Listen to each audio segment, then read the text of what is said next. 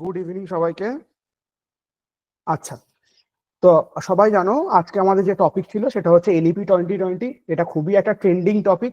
তোমাদের অনেকের ফিডব্যাক ছিল যে এর ওপর একটা ক্লাস নেওয়ার জন্য, এই জন্যই এই ক্লাসটা স্পেশালি ভাবে ডিজাইন করা হয়েছে।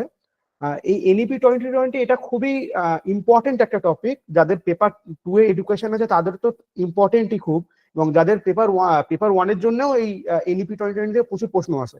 তোমরা একটা প্যাটার্ন লক্ষ্য করবে, 2020 পর থেকেই ইউজিসি নেটের যে কটা পরীক্ষা হয়েছে, পেপার 1 এবং পেপার 2 যাদের এডুকেশন আছে তাদের উদ্দেশ্যে বলছি, পেপার 1 এবং পেপার 2 মিলিয়ে 4টে 5টা 6টা এমনকি কোনো কোনো বারে 8টা 9টা মতো প্রশ্নও এনইপি 2020 থেকে দেখা গিয়েছে।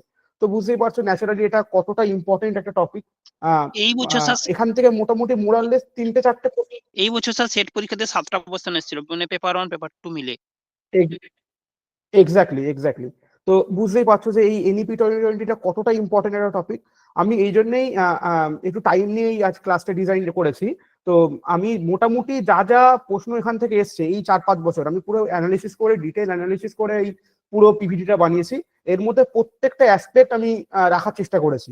মোটামুটি আমার বিশ্বাস আজকের ক্লাসটা যদি তোমরা ভালো করে নোট করতে পারো এবং ভালো করে বুঝে নিতে পারো প্রত্যেকটা টপিক, এর বাইরে এনইপি 2020 থেকে আর প্রশ্ন নেই। তো সবাই একটু কোঅপারেট করো এবং একটু বোঝার চেষ্টা করো। তাহলে আমরা শুরু করছি। তো ফার্স্টেই আমরা যেটা পড়বো সেটা হচ্ছে এর হিস্ট্রি, অর্থাৎ ন্যাশনাল এডুকেশন পলিসির যে ইতিহাস আমরা দেখেছি আমাদের দেশে, তার একটা হিস্ট্রি আমরা জানি। সেটা কি, প্রথমে আমরা ইতিহাসটা একটু জেনে নিই। আমরা সবাই জানি 1947 সালে ভারতবর্ষ স্বাধীন হয়, এবং স্বাধীন হওয়ার পরেই তার পরের বছরই অর্থাৎ 1948 সালে আমাদের প্রথম এডুকেশন কমিশন যেটা এসেছিল, অর্থাৎ রাধাকৃষ্ণন কমিশন, সেটা এসেছিল 1948 সালে। এবং সেই রাধাকৃষ্ণন কমিশনের মূল লক্ষ্য কি ছিল? উচ্চ শিক্ষার জন্য হায়ার এডুকেশন নিয়ে কাজ করেছিল। তারপর মুদালিয়ার কমিশন এসেছিল 1952 সালে। তো সেই মুদালিয়ার কমিশন কি নিয়ে কাজ করেছিল? মুদালিয়ার কমিশন মাধ্যমিক শিক্ষা ব্যবস্থা নিয়ে কাজ করেছিল।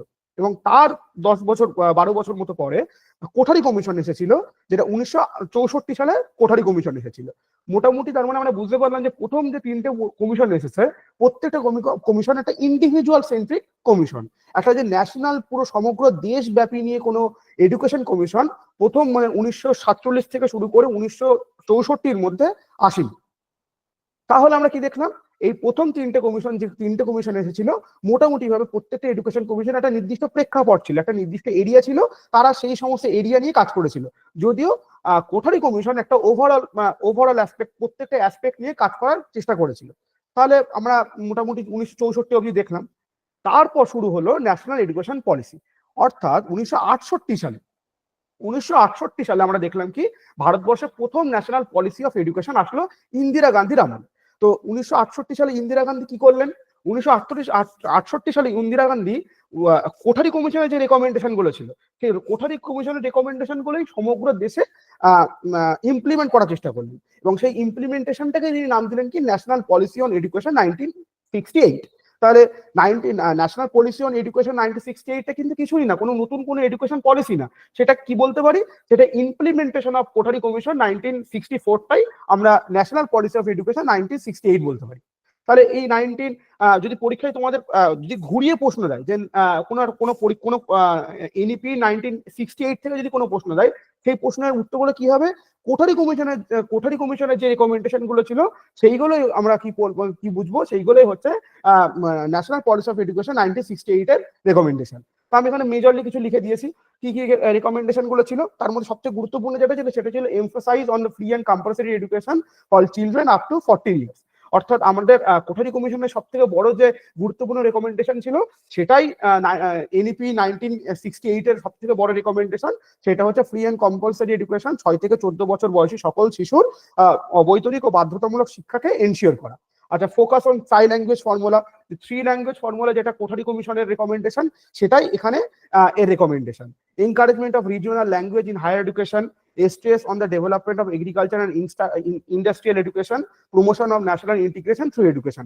অর্থাৎ কোঠারি কমিশনের যে যে রেকমেন্ডেশন গুলো আমরা পড়েছিলাম, সেই সমস্ত রেকমেন্ডেশন গুলো সারা দেশে ইমপ্লিমেন্ট করার জন্যই ন্যাশনাল পলিসি অফ এডুকেশন 1968 আনা হয়েছিল। তাহলে এই অবধি কি সবার ক্লিয়ার হলো? হ্যাঁ স্যার, ক্লিয়ার।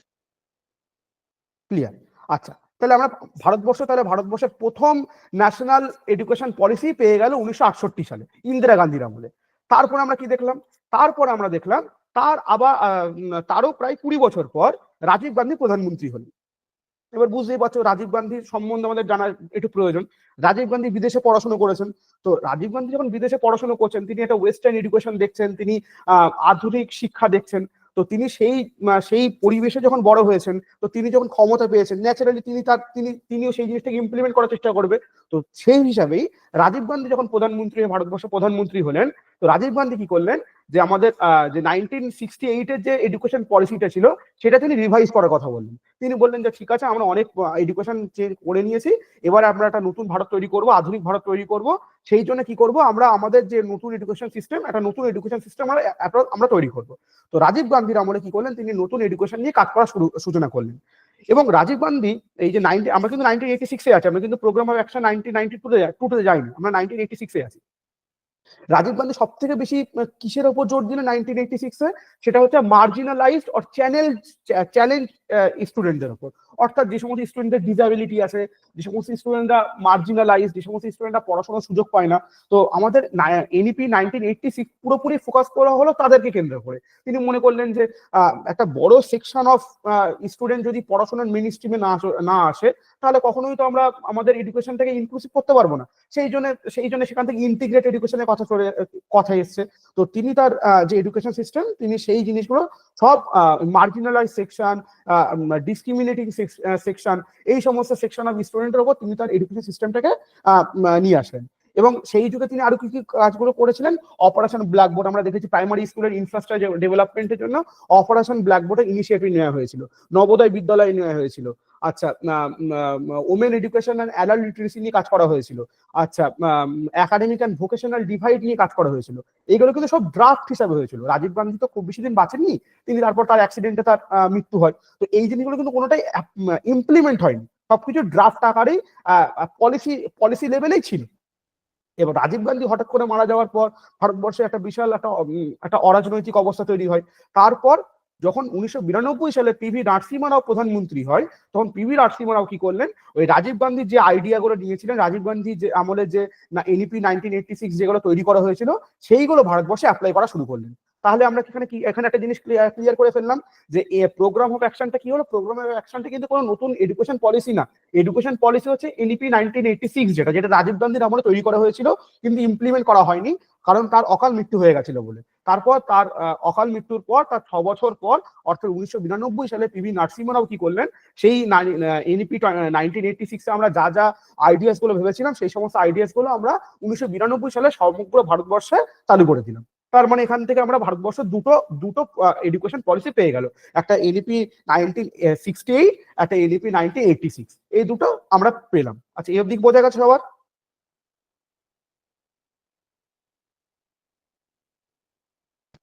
হ্যাঁ স্যার, বোঝা গেছে। তাহলে স্যার 19 যেটা মানে পিওএ বললেন, তাহলে ওটা জাতীয় শিক্ষানীতি একটা পরিবর্তিত রূপ বলতে পারি?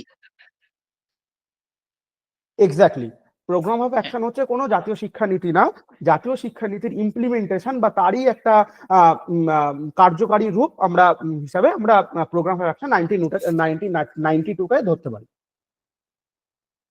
তাহলে আমরা এই অবধি দেখলাম কি, আমরা 1992 এসে দেখলাম। এবারে আমরা কি দেখলাম, মোটামুটি খুব ভালোভাবে চলছে। তারপরে কি হলো, 2014 সালে নরেন্দ্র মোদী প্রধানমন্ত্রী হলেন। এবং তিনি কি করলেন, তিনি বললেন, তিনি তার প্রথম যে ক্যাবিনেট মিটিং ছিল, তিনি তার প্রথম ক্যাবিনেট মিটিং এ বললেন, তখন 2014 সাল, এবং আমরা যদি তখন তিনি বলেন যে এই 2014 সালে দাঁড়িয়ে আমরা 28 বছর পুরনো একটা এডুকেশন সিস্টেম ফলো করে আসছি। 28 বছর কেন? কারণ 1986-এ সেই চিন্তা ভাবনা করা হয়েছিল। তো 1986 থেকে আমরা 2014 দাঁড়িয়ে আমরা সেই 28 বছর পুরনো এডুকেশন সিস্টেম চালাচ্ছি। তো তিনি নরেন্দ্র মোদী যখন প্রধানমন্ত্রী হলেন, তিনি তার ফার্স্ট ক্যাবিনেট মিটিং এ বললেন যে আমরা 28 বছর পুরনো একটা এডুকেশন সিস্টেম চালাচ্ছি, তো আমাদের এই এডুকেশন সিস্টেমটাকে চেঞ্জ করা প্রয়োজন। তো সেই জন্য তিনি কি করলেন, অর্থাৎ 2015 সাল থেকে তিনি নতুন এডুকেশন কমিশন, নতুন একটা এডুকেশন প্ল্যান তৈরি করার কথা বললেন। সেই জন্য তিনি কি করলেন, 2016 সালে একজন প্রফেসর ছিলেন TSR সুব্রমণিয়াম, ইনি সম্ভবত দিল্লি ইউনিভার্সিটির প্রফেসর ছিলেন। এই প্রফেসর TSR সুব্রমণিয়ামের নেতৃত্বে তিনি ভারতবর্ষের নতুন একটা এডুকেশন প্ল্যান নিয়ে তিনি কাজ করতে বলেন। এবং TSR সুব্রমণিয়াম সমস্ত খুব প্রসিদ্ধ অনেক ব্যক্তিত্ব নিয়ে তিনি নতুন ভারতবর্ষের জন্য নতুন একটা এডুকেশন প্ল্যান নিয়ে তিনি কাজ করতে লাগলেন এবং তিনি বিভিন্ন আইডিয়া নিয়ে নতুন এডুকেশন প্ল্যান তৈরি করলেন। কিন্তু কালক্রমে কি হলো, 2016 সালেই প্রফেসর টি.এস.আর. সুব্রমণ্যম মারা গেলেন। তো বুঝতে পারছো, যার নামে কমিটি ছিল, তিনি প্রধান যে কমিটির যে চেয়ারম্যান, তিনি যখন মারা গেলেন তো ন্যাচারালি সেই কমিটিটা ডিসমেন্টাল হয়ে গেল। তারপরে কি করে হলো, ওই যে প্রফেসর টি.এস.আর. সুব্রমণ্যমের যে ড্রাফটিংটা ছিল, মানে তিনি তো মারা গেছেন বাট তিনি যে কাজগুলো করে রেখে গেছিলেন ড্রাফট আকারে, সেই ড্রাফট গুলো কাকে দেওয়া হলো, প্রফেসর কে কাস্তুরি রঙ্গনকে দেওয়া হলো। তো প্রফেসর কে কাস্তুরি রঙ্গনকে সেই ড্রাফটটা দেওয়া হলো এবং বলা হলো যে আপনি এবার আপনার এই যে ভারতবর্ষের নতুন এডুকেশন প্ল্যান, এই কাজটা এবার আপনি সম্পন্ন করেন। এবার প্রফেসর কে কাস্তুরি রঙ্গন কি করলেন, ইনি একজন সম্ভবত ইসরোর একজন এক্স চেয়ারম্যান ছিলেন। তো ইনি কি করলেন, ইনি অনেক প্রসিদ্ধ ব্যক্তিত্বদের নিয়ে, সায়েন্টিস্টদের নিয়ে, এডুকেশনিস্টদের নিয়ে, বিভিন্ন স্টেক হোল্ডারদেরকে নিয়ে তিনি ভারতবর্ষের নতুন একটা এডুকেশন প্ল্যান তৈরি করলেন, একটা প্ল্যান তিনি ফাইনালাইজ করলেন এবং সেটা 2019-এ ভারত সরকারকে তিনি সাবমিট করলেন। তার মানে এবার আমরা সেই প্ল্যানটাই পরবর্তীকালে এনইপি 2020 রূপ নিল। তাহলে এনইপি 2020-র জন্য যখন এনইপি 2020 রিলেটেড প্রশ্ন আসবে, সেখানে দুটো কমিটি কিন্তু খুব গুরুত্বপূর্ণ, professor T S R. Subramanian committee and doctor K Kasturirangan committee. অর্থাৎ এবং এই দুটো কমিটির কি কাজ এবং কেন এই দুটো কমিটি এসছে, এইগুলো আশা করছি তোমাদের ক্লিয়ার হবে। তাহলে প্রফেসর কে কাস্তুরি রঙ্গন যখন 2019 সালে যে নতুন এডুকেশন পলিসি যেটা ড্রাফটটা ফাইনালাইজ করলেন, সেটাই পরবর্তীকালে আমরা কি করলাম, সেটাই 2020 সালে ভারতবর্ষের ক্যাবিনেট সেটা পার্লামেন্টে পাশ করালো এবং ভারতবর্ষ তার নতুন এডুকেশন প্ল্যান যেটা 2020 সেটা পেয়ে গেল। তারপরে বুঝতে পারছো, আমরা 1986-এ আমরা আমাদের একটা এডুকেশন পলিসি পেয়েছিলাম, তার 34 বছর পর অর্থাৎ 2020 সালে গিয়ে ভারতবর্ষ তার 3 নম্বর এডুকেশন পলিসি পেল। তাহলে ন্যাশনাল এডুকেশন পলিসির যে বিবর্তন, অর্থাৎ স্বাধীনতার পর থেকে 2020 অব্দি, এই বিবর্তনটা সবার ক্লিয়ার? হ্যাঁ স্যার। আচ্ছা, এবার আমরা কি দেখলাম, এনইপি 2020 চলে এসছে। এই এনইপি 2020 কে বলা যেতে পারে ভারতবর্ষের সব থেকে বেশি ডাইভার্স এবং সব থেকে বেশি গ্লোরিফাই একটা এডুকেশন পলিসি। এখানে প্রত্যেকটা অ্যাসপেক্ট নিয়ে, এখানে school education, higher education, teacher education, research, assessment, evaluation, প্রত্যেকটা অ্যাসপেক্ট নিয়ে বলা হয়েছে। অর্থাৎ আমরা বলতে পারি আমাদের আধুনিক, আমাদের সবার যে স্বপ্নটা আধুনিক ভারত তৈরি করব, এই আধুনিক ভারত তৈরি করার উদ্দেশ্যে এই এনইপি 2020 হচ্ছে একটা ভারতবাসীর কাছে একটা বলিষ্ঠ আশীর্বাদ। এই এনইপি 2020 যদি আমরা প্রত্যেকটা ভারতবর্ষের কোনায় যদি সত্যিকারে ইমপ্লিমেন্ট করতে পারি, তো সত্যি আমার ব্যক্তিগতভাবে বিশ্বাস আমরা ভারতকে আবার জগৎ সেবার শ্রেষ্ঠ আসনে রাখতে পারবো। তাহলে এই এনইপি 2020 কি কাজ করছে দেখি। এনইপি 2020 এই যে ফোকাস এরিয়া গুলো আছে, school education, higher education, teacher education, research and assessment, এই প্রত্যেকটা ডোমেইন থেকে কিন্তু প্রশ্ন এসছে। তো এই প্রত্যেকটা ডোমেইন খুব ইম্পর্টেন্ট। দেখি, প্রথমে আমরা দেখলাম কি, প্রথমে আমরা দেখবো স্কুল এডুকেশন। স্কুল এডুকেশনের একদম প্রধান যেখান থেকে প্রশ্ন আসে সেই জায়গাটা হচ্ছে স্কুল এডুকেশন স্ট্রাকচার। আমরা এনইপি 1986 অনুযায়ী আমরা কি ফলো করতাম, মানে আমরা যারা মাধ্যমিক পাস করেছি, উচ্চ মাধ্যমিক পাস করেছি, আমরা সবাই 10+2 ফর্মুলায় পাস করেছি। অর্থাৎ আমরা প্রথম একদম ক্লাস 1 থেকে 10 অব্দি পড়তাম, ক্লাস 10-এ গিয়ে আমরা মাধ্যমিক পরীক্ষা দিতাম, তারপর 11-12 পড়তাম, তারপরে আমরা 11-12 পড়ার পর আমরা উচ্চ মাধ্যমিক দিতাম। তো সমগ্র ভারতবাসী আমরা কি করতাম, 2020 সালের আগে অব্দি আমরা 10+2 ফর্মুলায় পড়ে পাস করে এসেছি। কিন্তু এনইপি 2020 কি বলছে, স্কুল এডুকেশনটাকে 10+2 ফর্মুলা থেকে 5+3+3+4 ফর্মুলায় চেঞ্জ করতে বলবে। এই 5+3+3+4 ফর্মুলাটা কি, এনইপি 2020 বলছে একটা শিক্ষার্থী যে তার জীবনে পড়াশোনা করবে, অর্থাৎ সেই ক্লাস 1 থেকে ক্লাস 12 অব্দি, সেটা এই 5+3+3+4 ফর্ম্যাটে হবে। যেখানে প্রথম 5 বছরকে আমরা বলবো ফাউন্ডেশনাল স্টেজ, তারপরে 3 বছরকে বলবো আমরা প্রিপারেটরি স্টেজ, তারপরে 3 বছরকে আমরা বলবো মিডিল স্টেজ, আর তারপরে 4 বছরকে আমরা কি বলবো, আমরা বলবো সেকেন্ডারি স্টেজ। আচ্ছা, এবার এই স্টেজগুলোকে আমরা কিভাবে দেখবো, এই যে ফাউন্ডেশন স্টেজ আছে, অর্থাৎ প্রথম যে 5 বছরের ফাউন্ডেশনাল স্টেজ আছে, এই ফাউন্ডেশনাল স্টেজটাকে আবার আমরা ভাগ করবো কি 3+2-তে। অর্থাৎ প্রথম যে 5 বছর একটা বাচ্চা পড়াশোনা করবে, তার প্রথম 3 বছর সে করবে কি প্রি স্কুল বা আঙ্গনওয়াড়ি এডুকেশন, তারপরে সে ক্লাস 1 এবং 2 পড়বে। তারপরে ফাউন্ডেশনাল স্টেজটা বোঝা গেল, প্রথম শিশু 5 বছর মানে শিশু প্রথম যে 5 বছরের শিক্ষা হবে সেটাকে আমরা ফাউন্ডেশনাল স্টেজ বলবো। এই 5 বছরটা ক্লাস 1 থেকে কিন্তু 5 না, এই 5 বছরটা হচ্ছে প্রথম 3 বছর প্রি স্কুল, যেটা বর্তমানে আমাদের পশ্চিমবঙ্গে অ্যাভেলেবেল আছে। আমরা এসএসকে স্কুল বলতে পারি বা খিচুড়ি স্কুল বলতে পারি। এটাকে আমরা সুন্দর, এটাকে আমরা এনইপি 2020 থেকে প্রি স্কুল বা আঙ্গনওয়াড়ি এডুকেশন বলছি। এখানে আমরা আরো গ্লোরিফাই করে, আরো সুন্দর করে, আরো অ্যাডভান্স পেডাগজিক্যাল ওয়েতে বাচ্চাদেরকে পড়াবো, এবং ক্লাস 1 এবং 2 কে আমরা 2 কে এর মধ্যে ইনক্লুড করবো। ফাউন্ডেশনাল স্টেজ গেল। তারপরে আসলো কি প্রিপারেটরি স্টেজ, অর্থাৎ এটা তারপরে ক্লাস 3, 4, 5 এই 3 বছর নিয়ে এই প্রিপারেটরি স্টেজ হবে। এখানে আমরা কিসের উপর ফোকাস করব? এখানে বাচ্চাদের অ্যাক্টিভিটি বেসড এডুকেশনের উপর, ডিসকভারি বেসড এডুকেশনের উপর ফোকাস করবে। অর্থাৎ এখানে বাচ্চারা মুখস্থ করার থেকে তারা নিজে খাতা কলমে তারা অ্যাক্টিভিটি সাথে পড়াশোনার উপর ফোকাস করবে। আচ্ছা, তারপরে কি হলো? ক্লাস 5 হয়ে গেল, 3, 4, 5 কমপ্লিট হয়ে গেল। তারপরে আসবে কি মিডিল স্টেজ, অর্থাৎ ক্লাস 6, 7, 8 একটা বাচ্চার হাই স্কুলের যে সেকশনটা সেটা আমরা বলতে পারি মিডিল স্টেজ। এখানে কি হচ্ছে?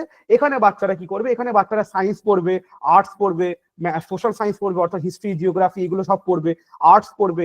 এই সমস্ত যে সাবজেক্ট গুলো আছে, অর্থাৎ আমরা 5 থেকে 8 যে সমস্ত সাবজেক্ট গুলো পড়ে এসেছি সেই সমস্ত সাবজেক্ট গুলোই বাচ্চারা এই ক্লাস 6, 7, 8 পড়বে। এই স্টেজটাকে আমরা কি বললাম? Middle stage. এবং সবথেকে গুরুত্বপূর্ণ যেটা হচ্ছে সেকেন্ডারি স্টেজ, সেইটাকে হচ্ছে অর্থাৎ ক্লাস 9, 10, 11, 12। অর্থাৎ আমরা যখন মাধ্যমিক এবং উচ্চ মাধ্যমিক দিয়েছিলাম, এখন মাধ্যমিক আর উচ্চ মাধ্যমিক থাকবে না, একটাই পরীক্ষা হবে সেকেন্ডারি এডুকেশন, যেটা 4 বছর পড়ার পর ক্লাস 12 গিয়ে এই সেকেন্ডারি এডুকেশনটা কমপ্লিট হবে। এবং এই সেকেন্ডারি এডুকেশন কি হবে? এই সেকেন্ডারি এডুকেশন স্টুডেন্টরা নিজের সুবিধা মতন সাবজেক্ট সিলেক্ট করতে পারবে। অর্থাৎ আমাদের সময় মনে করো আমরা যেরকম কেউ আর্টস নিয়েছিলাম, কেউ সায়েন্স নিয়েছিলাম, কেউ কমার্স নিয়েছিলাম, কিন্তু এই এনইপি 2020 বলা হয়েছে এরকম কোনো বাউন্ডারি থাকবে না, মাল্টি ডিসিপ্লিন হতে পারবে। এরকম হতেই পারে একটা ছেলে আর্টসের একটা সাবজেক্ট নিল, সায়েন্সের একটা সাবজেক্ট নিল, কমার্সের একটা সাবজেক্ট নিল। তো বিভিন্ন ডিসিপ্লিনারি থেকে সেই সাবজেক্ট নিয়ে সে তার চয়েস মতো করে, তার ইচ্ছা অনুযায়ী সে সাবজেক্ট সিলেক্ট করে সে পড়াশোনা করতে পারে। তাহলে আমরা কি দেখলাম? যে 10+2 ফরম্যাট যেটা আমরা পড়ে এসেছি সেইটা চেঞ্জ করে 5+3+3+4 ফরম্যাটে আমরা শিফট করে গেলাম। ক্লিয়ার? এটা সবার ক্লিয়ার হয়ে গেছে? হ্যাঁ স্যার, ক্লিয়ার। Very good. আচ্ছা, এবারে আমরা কি আছি? এটা হচ্ছে সেকেন্ড, এটা আমাদের ফার্স্ট রিকমেন্ডেশন। তাহলে ফার্স্ট একটা ইম্পর্টেন্ট রিকমেন্ডেশন আমরা স্কুল এডুকেশন রিলেটেড পেলাম। এরপরে যেটা খুব ইম্পর্টেন্ট সেটা হচ্ছে ফাউন্ডেশনাল লিটারেসি আর নিউমেরেসি। এটা কি? ভারতবর্ষে যখন আমরা সার্ভে করলাম 2014 সালে, যখন নতুন আমরা এডুকেশন পলিসি তৈরি করলাম, তখন আমরা সার্ভে করে দেখলাম যে আমরা ভারতবর্ষে আমাদের বর্তমান স্কুলগুলো সিস্টেমগুলো কেমন।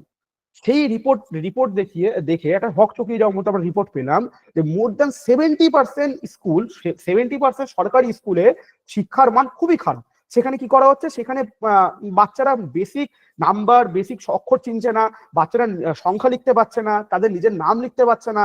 তাহলে আমরা যে education for all, RTE, Sarva Shiksha Abhiyan, এত যে মিশন করছি, সব মিশনগুলো ইমপ্লিমেন্ট হচ্ছে না।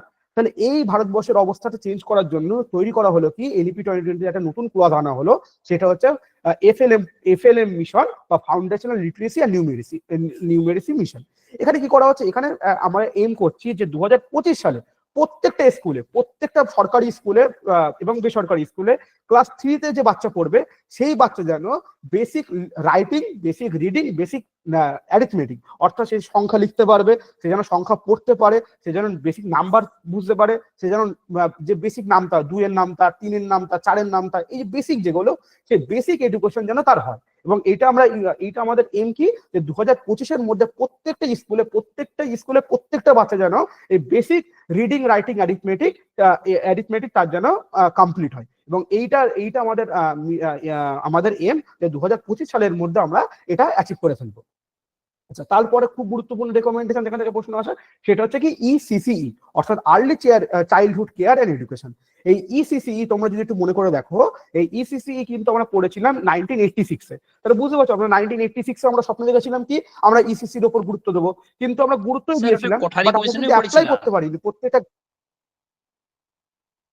হ্যাঁ, কোঠারি কমিশনে আমাদের ইসি ছিল, বাট 1986-এ মোর পপুলার করা হয়েছিল ইসিসির উপর গুরুত্ব দেওয়া। স্যার আইসিডিএস কিন্তু আমরা সেটা এখনো শিক্ষা কেন্দ্রগুলোতে ওটা ইসিসিটা দেওয়া হয় আর কি, আইসিডিএস কেন্দ্রগুলোতে। হ্যাঁ হ্যাঁ এক্স্যাক্টলি, সুসংগত শিশু বিকাশ প্রকল্প যেটা বাংলাতে বলা হ্যাঁ হচ্ছে। হ্যাঁ, তো ওটাই। হ্যাঁ হ্যাঁ ওটাই, আইসিডিএস কেন্দ্রে ইসিসির ওপর ইসিসি এডুকেশনটাকে ইমপ্লিমেন্ট করার কথা বলা হয়েছিল। তো যাই হোক, তো তাহলে বুঝতে পারছি আমরা যে আমরা 1986-এও আমরা যে ইমপ্লিমেন্টেশন স্বপ্ন দেখেছিলাম আমরা, তখনও আমরা এতদিনও সেটা ইমপ্লিমেন্ট করতে পারিনি। তো যাই হোক, আমরা নতুন এডুকেশন পলিসিতে নতুন আশা নিয়ে আমরা বলেছি কি যে 2030-এর মধ্যে আমরা প্রত্যেকটা ডিস্ট্রিক্ট লেভেলে আমরা কি করব, আমরা ইসিসির ওপর একটা কোঅর্ডিনেটর তৈরি করব, কার সাহায্যে, আমরা এনসার্টের সাহায্যে NEPFE CCE তৈরি করব, অর্থাৎ national curricular and pedagogical framework for early childhood care and education. এটা কিন্তু ভেরি ইম্পর্টেন্ট, এখানে প্রশ্ন এসেছিল এটা কে তৈরি করবে, এটা এনসার্ট তৈরি করবে। এনসিইআরটি, এসপিআরটি এবং যে ডিস্ট্রিক্ট আমাদের যে এগুলো আছে, ডায়েট গুলো আছে, অর্থাৎ ডিআইইটি যেগুলো আছে, এইগুলোর সাহায্যে এনসিইআরটি NEPF ECCE তৈরি করবে এবং এর আন্ডারে প্রত্যেকটা জেলা লেভেলে আমরা কি করব, আমরা বাচ্চাদের আর্লি ডিটেকশন, তাদের যদি কোনো চ্যালেঞ্জ পড়াশোনা রিলেটেড মার্জিনালাইজ থেকে তাদেরকে আমরা দেখব, তাদের যদি কোনো লার্নিং ডিসএবিলিটি থেকে তাদেরকে আমরা আইডেন্টিফাই করব। এই সমস্ত ভাবে আমরা প্রত্যেকটা জায়গায় আমরা ইসিসি এডুকেশন প্রত্যেকটা গ্রাসরুট লেভেলে আমরা ছড়িয়ে দেবো এবং এটা 2030-এর মধ্যে আমরা অ্যাচিভ করবো বলে আমরা NEP 2020-তে আমরা আশাবাদী। আচ্ছা, তারপরে কি আছে, তারপরে খুব ইম্পর্টেন্ট একটা রেকমেন্ডেশন, সেটা হচ্ছে জাদুই পিটারা। এখান থেকে কিন্তু প্রশ্ন এসেছিল পেপার 1-এ, জাদুই পিটারাটা কি, এইটা বলা হচ্ছে যে প্রি স্কুল যেগুলো হবে, অর্থাৎ ক্লাস 3 থেকে 8 বছরের বাচ্চারা, অর্থাৎ সেই ফাউন্ডেশনাল স্টেজে ক্লাসে এসে প্রত্যেকটা সরকারি স্কুলে একটা লার্নিং রিসোর্স কিট থাকবে। সেখানে কি থাকবে, সেখানে বিভিন্ন বাচ্চাদের খেলনা, স্টোরি বুকস, আচ্ছা লার্নিং মেটেরিয়াল, এই সমস্ত থাকবে। অর্থাৎ সেখানে কি করবে, সেখানে বাচ্চারা সেই সমস্ত খেলনাগুলো নিয়ে খেলতেই শিখবে। অর্থাৎ হয়তো এমন কোনো টুল যেখানে ওয়ান প্রেস করলে হয়তো 1 বলবে, 2 প্রেস করলে 2 বলবে। তো বাচ্চারা কি করবে, বাচ্চারা ছোট বাচ্চাদের হাতে আমরা যদি সেই সমস্ত রিমোট গুলো দিয়ে দিই, সেই বাচ্চারা সেই সমস্ত নাম্বার গুলো প্রেস করবে যখন, সে সাউন্ড শুনতে পাবে। সেইগুলো নিয়ে বাচ্চারা কি একটা সেই হাসির ছলে, মজার ছলে তারা কি খেলতে শিখবে। এই জাদুই পিটারা খুব গুরুত্বপূর্ণ একটা ইনিশিয়েটিভ, কার জন্য, প্রি স্কুল এডুকেশনের জন্য বা ফাউন্ডেশনাল যে স্টেজ, সেই ফাউন্ডেশনাল স্টেজের স্টুডেন্টদের জন্য। আচ্ছা, তারপরে রেকমেন্ডেশন কি দেখলাম, মাল্টিলিঙ্গুয়ালিজম। NEP 2020 কিন্তু মাল্টিলিঙ্গুয়ালিজমের উপর ভীষণভাবে ফোকাস করছে। মাল্টিলিঙ্গুয়ালিজমটা কি, যেটাই আমরা ট্রাই ল্যাঙ্গুয়েজ ফর্মুলা পড়েছিলাম, সেটাকেই আমরা NEP 2020-তে মাল্টিলিঙ্গুয়ালিজম বলবো। এখানে বলা হচ্ছে যে ক্লাস 5 অবধি আমরা প্রত্যেকটা বাচ্চা তার রিজিওনাল ল্যাঙ্গুয়েজ বা যে মাতৃভাষা সেইটা সে পড়বে। অর্থাৎ সে যখন ক্লাস 5 অবধি পড়ছে, ক্লাস 5 অবধি প্রত্যেকটা বাচ্চা তার মাতৃভাষায় পড়াশোনার সুযোগ পাবে এবং তারপর ক্লাস 5-এর পরে সে দুভাষা বা ট্রাই ল্যাঙ্গুয়েজ ফর্মুলা যেটা আছে, ইদার দুটো ভাষা, ইদার 3টে ভাষা, যে স্টেটে যে রুল, সেই স্টেট অনুযায়ী তার কি পড়াশোনা এগোবে। অর্থাৎ আমাদের স্টেটে যেরকম আমরা 2টো ভাষা পড়েছিলাম, মানে মাধ্যমিক লেভেলে, একটা বাংলা পড়েছিলাম এবং একটা ইংরেজি পড়েছিলাম। তো যে স্টেটে যেরকম পলিসি, এটা প্রত্যেকটা যেহেতু শিক্ষা একটা যুগ্ম তালিকাভুক্ত আমাদের সংবিধানে, সেই জন্য এটা স্টেট পলিসি অনুযায়ী ক্লাস 5-এর পর যে স্টেটে যেরকম ল্যাঙ্গুয়েজের সিস্টেম আছে, সেই স্টেটে সেরকম হিসাবে আমরা পড়াশোনা করবো। তাহলে মাল্টিলিঙ্গুয়ালিজমটা বোঝা গেল। আচ্ছা, যেখান থেকে প্রশ্ন আছে সেটা হচ্ছে GER রেশিও। এই GER রেশিওটা কি, GER রেশিও হচ্ছে কত পার্সেন্ট স্টুডেন্ট স্কুলে যাচ্ছে বা সেই কোন ইনস্টিটিউশনে পড়ার সুযোগ পাচ্ছে। তো এই NEP 2020-তে বলা হচ্ছে যে আমরা 2030-এর মধ্যে যেন 100% GER রেশিও করব pre school to secondary school level. অর্থাৎ আমরা মানে অ্যাজ পার NEP 2020 অনুযায়ী আমরা এটা আশাবাদী যে 2030-এর মধ্যে প্রত্যেকটা বাচ্চা 100% GER রেশিও, মানে তাহলে সবাই আন্ডারে চলে আসছে। প্রত্যেকটা বাচ্চা, প্রত্যেকটা শিশু তার প্রি স্কুল থেকে সেকেন্ডারি স্কুল অবধি যেন যেতে পারে এবং সেকেন্ডারি স্কুলে যেন এনরোল করতে পারে, সেই দিকে আমরা লক্ষ্য রাখছি। আচ্ছা, নেক্সট কি আছে, নেক্সট হচ্ছে, এগুলো কিন্তু সব স্কুল এডুকেশনে বলছি, নেক্সট হচ্ছে ব্যাকলেস স্কুল। এটা ওয়েস্ট থেকে আমরা বড় করেছি, এটা খুবই ভালো একটা কনসেপ্ট। সেটা হচ্ছে কি, এই তোমাদের মনে আছে NCF 2005 এসেছিল, সেখানে বলা হয়েছিল লার্নিং উইদাউট বার্ডেন।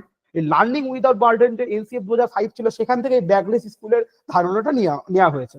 এখানে বলা হয়েছে যে বাচ্চারা যখন স্কুলে যাবে, মাসে এরকম 1 সপ্তাহ বা 10 দিন তাদেরকে ব্যাগলেস স্কুল হবে, অর্থাৎ তারা ব্যাগ না নিয়ে স্কুলে যাবে। সেখানে কোনো সেই 10 দিন, সব মাসে সেই 10 দিন কোনো স্কুল কোনো ক্লাস হবে না, কোনো কিছু হবে না। সেই স্কুলে কারা কারা আসবে, কোনো ভোকেশনাল ট্রেনার বা কার্পেন্টার বা এরকম এরকম কোনো ক্রাফটসম্যান এরকম আসবে এবং তারা সেই সমস্ত জিনিসগুলো হাতে কলমে করে দেখাবে। তো বাচ্চারা সেইগুলো করতে করতে দেখে দেখে শিখবে। ইলেকট্রিশিয়ান আসবে, ইলেকট্রনিক্স এর কোনো তার রিলেটেড কোনো কিছু দেখাবে। তো সেইটা বাচ্চারা সেই কি করবে, ক্লাসে এসে প্র্যাকটিক্যালি সেই জিনিসটা দেখবে। হয়তো বা মালি এসে গার্ডেনিং করা শেখাচ্ছে, তো বাচ্চারা ওটাই শিখবে, বাচ্চারা ওটাই সারিবদ্ধ হয়ে কি করে গাছ লাগাতে হয়, কি করে প্রতিপালন করতে হয়, এইসব গুলো শিখবে। তো এটা খুবই একটা হোলিস্টিক এডুকেশনের দিকে আমরা যাচ্ছি। তো এটা খুব একটা ভালো কনসেপ্ট। আচ্ছা, vocational education as per NEP 2020 আমরা ক্লাস 6 থেকেই ভোকেশনাল এডুকেশন শুরু করে দেবো। অর্থাৎ এখান থেকে কিন্তু এই প্রশ্নটা ডিরেক্ট এসেছিল যে কোন ক্লাস থেকে অ্যাজ পার এনইপি 2020 আমরা কোন ক্লাস থেকে ভোকেশনাল এডুকেশন দেওয়া হবে। সেটা হচ্ছে ক্লাস 6 থেকে আমরা ভোকেশনাল এডুকেশন স্কুল লেভেলে শুরু করে দেবো। এবং এই ভোকেশনাল এডুকেশনটা ক বছরের কোর্স হবে? এই ভোকেশনাল এডুকেশনটা মিডিল স্টেজ যেটা ছিল, অর্থাৎ ক্লাস 6 থেকে 8, এই ক্লাস 6 থেকে 8 পুরো হচ্ছে কি ভোকেশনাল এডুকেশন আমরা ইন্টারফেয়ার করবো। এবং আমাদের এনইপি 2020 অনুযায়ী এম কি 2025-এর মধ্যে যেন প্রত্যেকটা আমাদের 50% লার্নার, অর্থাৎ স্কুলে যারা আমরা স্কুলে যে সমস্ত স্টুডেন্ট পড়ে তাদের 50% লার্নার এই যেন ভোকেশনাল ট্রেনিং পেয়ে যায়, সেই হিসাবে আমাদের লক্ষ্য। আচ্ছা, আর তারপরে সবচেয়ে গুরুত্বপূর্ণ একটা সেটা হচ্ছে coding, introduction of coding. Class 6 থেকে আমাদের কারিকুলাম এমন ভাবে তৈরি করতে হবে একটা বাচ্চা যেন সেই কোডিং বিষয়গুলো এই ক্লাস 6 থেকে তার কারিকুলামে ইনক্লুড করতে হবে। তার মানে স্কুল এডুকেশন আমরা বুঝতে পারছি কত ট্রান্সফর্ম হচ্ছে। আমাদের সময় স্কুল কেমন ছিল, নতুন যে এডুকেশন পলিসি আনা হয়েছে, আমাদের বিশ্বাস আমরা এই সমস্ত ভাবে আমরা আমাদের এডুকেশনটাকে ইমপ্লিমেন্ট করব। তাহলে কি কি স্কুল এডুকেশন আমরা কি কি জিনিস আমরা ইনক্লুড করলাম? আমরা নতুন একটা স্ট্রাকচার পেলাম, যেটা 10+2 থেকে রিভাইজ হয়ে 5+3+3+4 হয়ে আসলো। তারপরে আসলো কি FNM প্রজেক্ট আসলো, মিশন আসলো, আর্লি চাইল্ডহুড কেয়ার সেন্টার আসলো। আচ্ছা, জাদুই পিটারা পেলাম, মাল্টিলিঙ্গুয়ালিজম পেলাম। আচ্ছা, জিআর রেশিও পেলাম 100% ক্যাচিভ করা বাই 2030। আচ্ছা, ব্যাকলেস, স্যার ওই জাদুই পিটারটা একটু বলবেন? বলবো। ব্যাকলেস স্কুল পেলাম, ভোকেশনাল এডুকেশন পেলাম এবং কোডিং পেলাম। আচ্ছা, জাদুই পিটারাটা কি? জাদুই পিটারা হচ্ছে এটা হচ্ছে তোমার আঙ্গনওয়াড়ি বা প্রি স্কুলে থাকবে। এখানে কি হয়, এখানে ওই প্রি স্কুল লেভেলে বাচ্চাদেরকে কোনো বই দেওয়া হবে না, কোনো বই বা কোনো খাতা এইসব হাতে কলমে মানে খাতা বই এর মাধ্যমে পড়ানো হবে না। এটা কিসের মাধ্যমে পড়ানো হবে? বিভিন্ন খেলনা, বিভিন্ন স্টোরি বুকস, বিভিন্ন লার্নিং মেটেরিয়াল, এই সমস্ত দিয়ে বাচ্চাদেরকে পড়ানো হবে। এখানে বাচ্চারা কি করবে, হাতে কলমে খেলনার সাথে খেলতে শিখবে। তো এই কনসেপ্ট থেকে বলা হয়েছে জাদুই পিটারা। বোঝা গেছে? হ্যাঁ স্যার, এটা অনেকটা সে মন্তেশ্বরী শিক্ষা প্রতিষ্ঠানের মতো। এক্স্যাক্টলি, মন্তেশ্বরী শিক্ষা প্রতিষ্ঠানে যেমন বলা হয়েছে ওই সেইগুলোই কিন্ডারগার্টেন মন্তেশ্বরী, ওখান থেকে আমরা এগুলোকে বড় করেছি।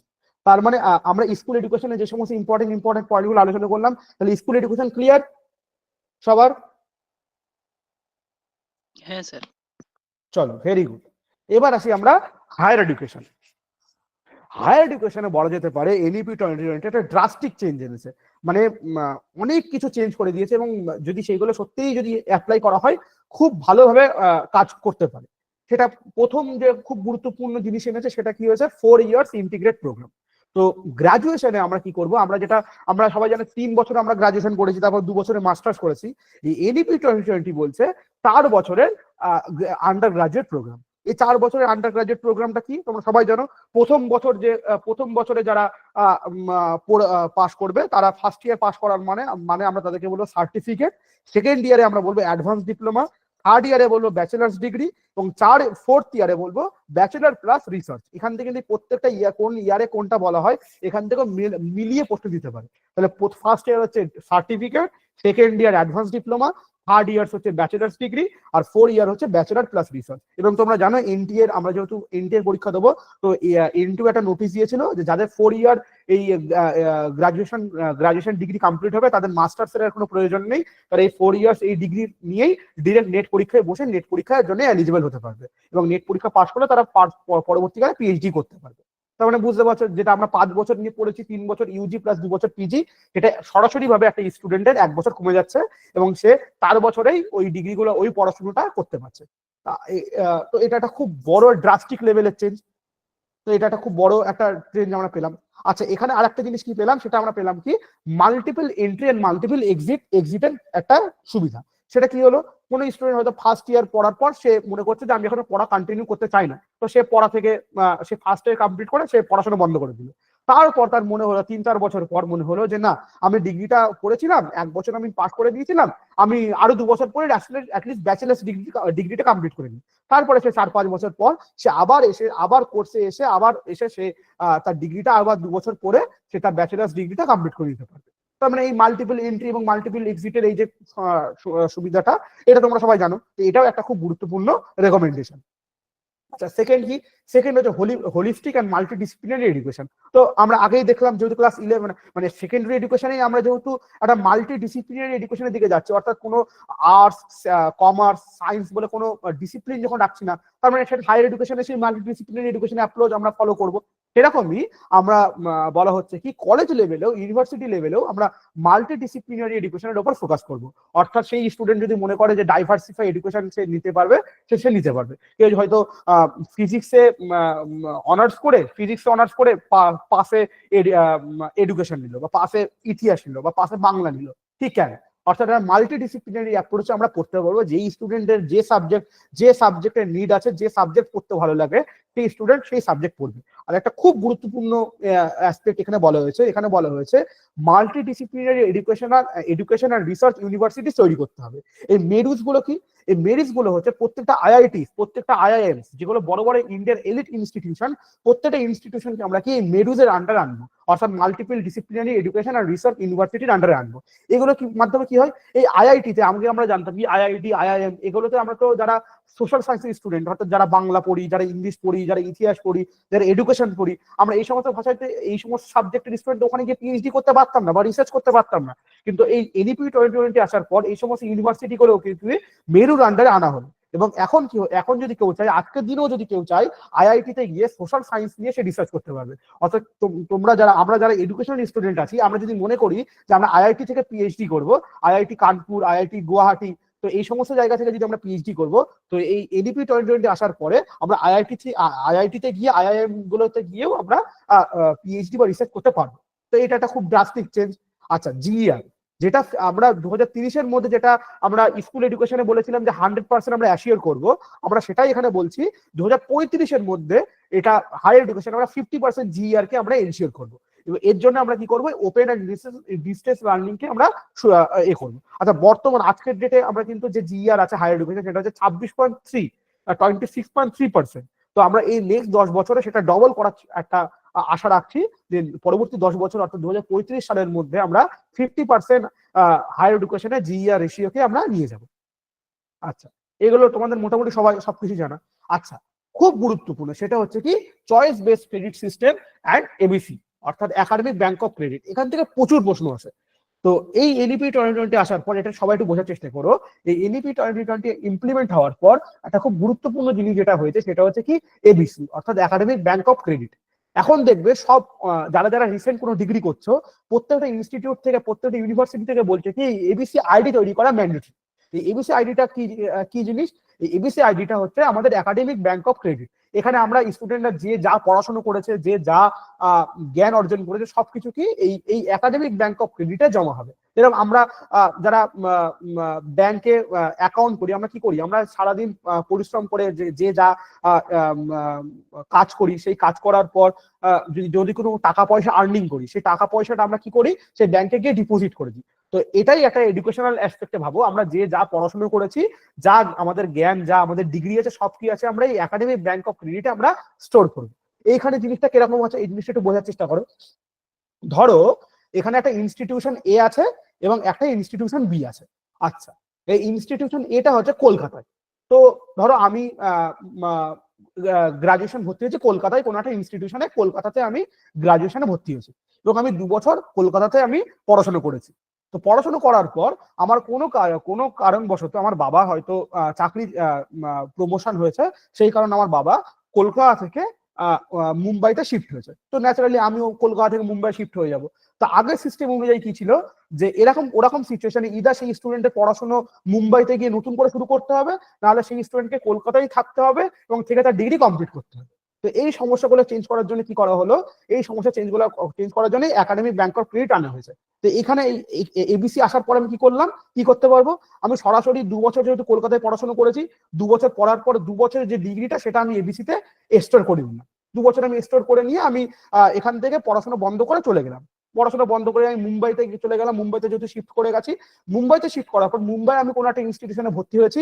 ভর্তি হওয়ার পর আমি সেই ইনস্টিটিউশনে গিয়ে বললাম, এই আমার এবিসি আইডিতে আমার প্রথম গ্রাজুয়েশনের প্রথম 2 বছরের পড়া কমপ্লিট হয়ে আছে, তো আমি এখানে শুধুমাত্র শেষের যে 2 বছর আছে, তো শেষের 2 বছরের আমি পড়াশোনা করতে চাই। তো সেই ইনস্টিটিউশনে আমি শেষের 2 বছর পড়াশোনা করে আমি সেই মুম্বাইয়েরই কোনো একটা ইনস্টিটিউশন থেকে আমি আমার ডিগ্রি কমপ্লিট করে নিলাম।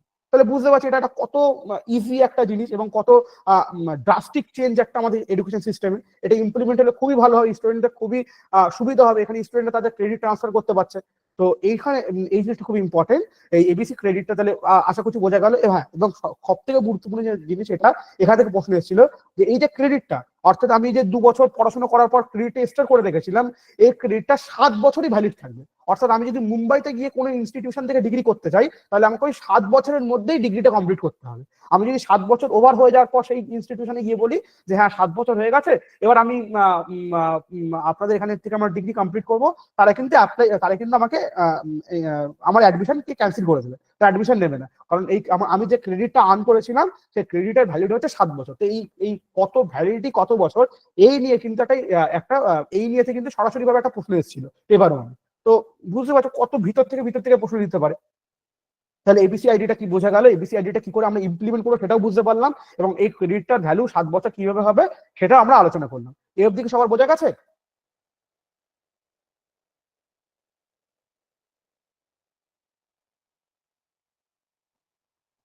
হ্যাঁ স্যার। Very good. আচ্ছা, এরপরে আছে কি হায়ার এডুকেশনে, সেটা হচ্ছে ফরেন ইউনিভার্সিটিস। এনইপি 2020 বলছে যে আমরা কি করব, আমরা ভারতবর্ষতেই প্রত্যেক আমরা ভারতবাসীরা জানি যে ব্রেন ড্রেন আমাদের এখানে কত বড় একটা অসুবিধা। আমাদের এখানকার বেস্ট ব্রেন গুলো, বেস্ট স্টুডেন্টরা সবাই কোথায় আছে? সবাই মাস্টার্স কমপ্লিট করার পর, পিএইচডি কমপ্লিট করার পর রিসার্চ করার জন্য, হায়ার রিসার্চ করার জন্য বিদেশে পাড়ি দেয়। তো এটা ভীষণভাবে একটা ব্রেন হচ্ছে।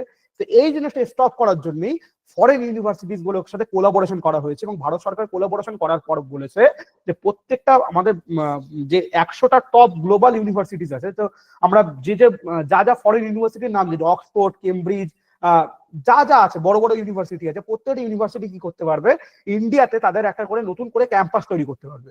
তাহলে আজকে তারা এই ক্যাম্পাস গুলো যদি এখানে তৈরি করে দেয়, তাহলে কি হবে, যে স্টুডেন্টরা মেরিটোরিয়াস স্টুডেন্টরা আছে বিদেশে যাচ্ছিল পড়াশোনা করার জন্য, তারা এখানে ইন্ডিয়াতে থেকেই সেই সমস্ত গ্লোবাল ইউনিভার্সিটিস থেকে রিসার্চ করতে পারবে, এবং সেখান থেকে গুড কোয়ালিটি অফ এডুকেশন তারা পেতে পারবে। তাহলে এখানে ফরেন ইউনিভার্সিটিসদের সাথে কোলাবোরেশন করার একটা ভীষণভাবে একটা কথা বলা হয়েছে। নেক্সট করা হয়েছে preservation of ancient and classical language. আচ্ছা, এখানে বলা হয়েছে যে আমাদের যে সমস্ত এনশিয়েন্ট ল্যাঙ্গুয়েজ আছে, অর্থাৎ ভারতবর্ষের আমরা জানি প্রাচীনকালে আমাদের এডুকেশন কত উন্নত ছিল।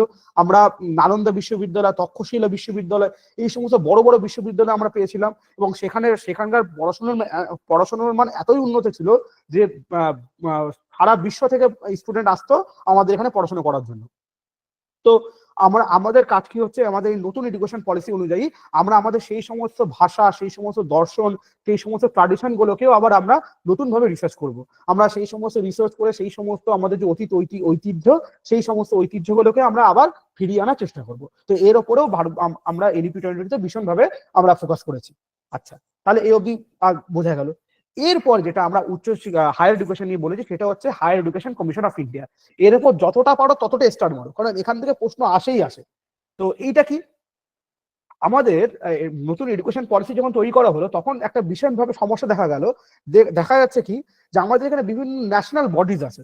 সেগুলো কি, ইউজিসি একটা বডিজ, এনসিআরটি একটা বডিজ, এনসিটি একটা বডিজ, আচ্ছা এআইসিটি একটা বডিজ, ন্যাক একটা বডিজ। তো এত যে বডিজ আছে, তো যখনই আমরা নতুন কোনো কিছু ইমপ্লিমেন্ট করি, তখন আমাদের বিভিন্ন যে দপ্তরগুলো আছে, বিভিন্ন যে বডিজ গুলো আছে, তার থেকে আমাদেরকে রেফারেন্স আনতে হয়, তার থেকে আমাদেরকে অ্যাপ্রুভাল আনতে হয়।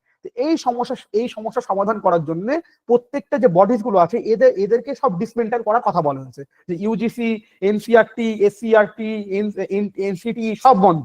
এই এনইপি 2020 অনুযায়ী আর কোনো কিছুই থাকবে না। একটাই কমিশন থাকবে, সেটা কি, সেটা হচ্ছে ministry of education. Ministry of এডুকেশনের পরে কি আসবে, higher education commission of India. এই higher education commission of India ভারতবাসীর, প্রত্যেকটা ভারতবাসীর উচ্চশিক্ষা দায়িত্ব নেবে। এই হায়ার এডুকেশন কমিশন অফ ইন্ডিয়াটা কি, এই higher education commission of India তাহলে কি করছে, এই higher education commission of India প্রত্যেকটা ভারতবাসীর উচ্চশিক্ষা দায়িত্ব নিচ্ছে, বাট বাট মেডিকেল এডুকেশন এবং লিগাল এডুকেশনে এরা ইন্টারফেয়ার করবে না। মেডিকেল এডুকেশন কারা এ করে, সেটা করে হচ্ছে ন্যাশনাল মেডিকেল কর্পোরেশন, আর লিগাল এডুকেশন করে বার কাউন্সিল অফ ইন্ডিয়া। তার মানে এই যে বার কাউন্সিল অফ ইন্ডিয়া আর ন্যাশনাল মেডিকেল কমিশন, এই দুটো যেটা অ্যাজ ইট ইজ আছে সেটা অ্যাজ ইট ইজ থাকবে। বাকি যে সমস্ত হায়ার এডুকেশনাল বডিজ আছে, ইউজিসি, এআইসিটিই, এনসিটিই, এনসিআরটি, সবগুলো ডিসমেন্টাল হয়ে গিয়ে কি হবে, একটাই higher education commission of India থাকবে, যার কাজ হবে প্রত্যেকটা ভারতবাসীর উচ্চশিক্ষা ইনিশিয়েট করা। এই যে এইচইসিআই বা higher education commission of India, এর 4টে ইন্ডিপেন্ডেন্ট ভার্টিকাল থাকবে, অর্থাৎ এর আন্ডারে 4টে বডি থাকবে। এই 4টে বডি পুরো ভারতবাসীর উচ্চশিক্ষা দায়িত্ব নেবে। এই 4টে বডির কাজ কি এবং কি হচ্ছে, প্রথম যে ভার্টিক্যাল বডি যেখান থেকে মানে প্রচুর প্রশ্ন আসে, সেটা হচ্ছে এনএইচইআরসি, অর্থাৎ national higher education regulatory council. অর্থাৎ এইচইসিআই এর আন্ডার প্রধান যে ভার্টিক্যালটা, প্রথম যে বডিটা আসছে সেটা হচ্ছে এনএইচইআরসি। এই এনএইচইআরসির কাজ কি, এই এনএইচইআরসি হচ্ছে হাইয়েস্ট বডি যার কাজ হচ্ছে রেগুলেট করা। সে কি করবে, আমি যদি কোনো একটা ইনস্টিটিউশন তৈরি করতে চাই বা আমি যদি কোনো একটা ইনস্টিটিউশন থেকে অ্যাপ্রুভ নিতে চাই, তাহলে আমাকে কি করতে হবে, এবার থেকে এনইপি 2020 পুরোপুরি ভারতবর্ষে লাগু হয়ে যাওয়ার পর এই এনএইচইআরসির কাছে যেতে হবে। এবং এই এনএইচইআরসি যদি আমাকে পারমিশন দেয়, হ্যাঁ তুমি ইউনিভার্সিটিটা করো, তুমি ইউনিভার্সিটিটা চালাও বা তুমি ইউনিভার্সিটিটা কন্টিনিউ করো, তাহলেই আমি কি করতে পারবো, ভারতবর্ষে ইউনিভার্সিটি বা কলেজটা চালাতে পারবো। তাহলে আমরা বলতে পারি যে ইউজিসির যে রেগুলেটরি যে কাজটা এই সময় ইউজিসি করছে, সেই কাজটা পুরোটাই এনএইচইআরসি করবে। অর্থাৎ পুরো রেগুলেশনের যে কাজগুলো, নতুন ইউনিভার্সিটি খোলা, নতুন ইউনিভার্সিটি এক্সপ্যান্ড করা, ইউনিভার্সিটি যা যা পেপার ওয়ার্ক, যা যা লিগাল পারমিশন, সবগুলো কি করতে হবে, এই এনএইচইআরসির আন্ডারে রেগুলেটরি আন্ডার থেকে আমাদের কি রেগুলেটরি কমপ্লিট করতে হবে। আচ্ছা, এনএইচইআরসি তাহলে বুঝলাম। এবার আসে কি ন্যাক। এই ন্যাকটা হচ্ছে এনএএসি যে ন্যাক, সেটা রিপ্লেসমেন্ট। আমরা জানি এখন ইউজিসির আন্ডারে, আচ্ছা এখন ইউজিসির আন্ডারে কলেজগুলোকে অ্যাক্রিডিটেট কে করে, ন্যাক। আর ন্যাক তো করে, আর কে করে, চেষ্টা করো দেখি।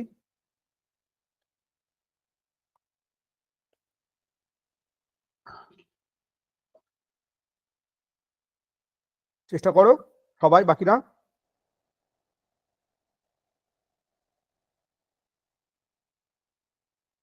জানা নেই।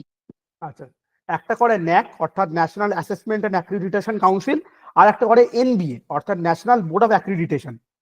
এই দুটোই কবে তৈরি হয়েছিল, এই ন্যাক যেটা এনএএসি ন্যাক এবং এনবিএ, এই দুটোই তৈরি হয়েছিল 1994-তে, যখন প্রোগ্রাম অফ অ্যাকশন করা হয়েছিল 1992-তে। তারপরে এই ন্যাক এবং এনবিএ তৈরি করা হয়। ন্যাক যেটা করতো, এনএএসি যে ন্যাক ছিল, সেই ন্যাক কি করতো, প্রত্যেকটা general college, general university, higher education যে সমস্ত ইনস্টিটিউশন গুলো আছে সেইগুলোকে অ্যাক্রিডিটেট করতো। আর এনবিএ করতো ইঞ্জিনিয়ারিং কলেজ, টেকনিক্যাল কলেজ, অর্থাৎ এআইসিটির আন্ডারে যে সমস্ত কলেজগুলো আছে, ম্যানেজমেন্টের কলেজ, ফার্মার কলেজ, ফার্মেসির কলেজ, এই সমস্ত কলেজগুলো, এই সমস্ত ইউনিভার্সিটিগুলোকে এনবিএ অ্যাক্রিডিটেট করতো। তার মানে এই যে ন্যাক আর এনবিএ একে ছুটি দিয়ে দিল, এবং এনইপি 2020 কি করলো, এইগুলোকে ছুটি দিয়ে আর নতুন কাউন্সিল করে আনলো, সেটা হচ্ছে এনএএসি, সেটা হচ্ছে ন্যাশনাল অ্যাক্রিডিটেশন কাউন্সিল। এর কাজ কি, এর কাজ হচ্ছে শুধুমাত্র অ্যাক্রিডিটেট করা। এবার থেকে ন্যাক আসবে, এই এনএসি ন্যাক আসবে, প্রত্যেকটা ইনস্টিটিউশনে আসবে, সেটা কলেজ হোক, ইউনিভার্সিটি হোক, যে কোনো এডুকেশনাল ইনস্টিটিউশন হতে পারে, except medical and legal education.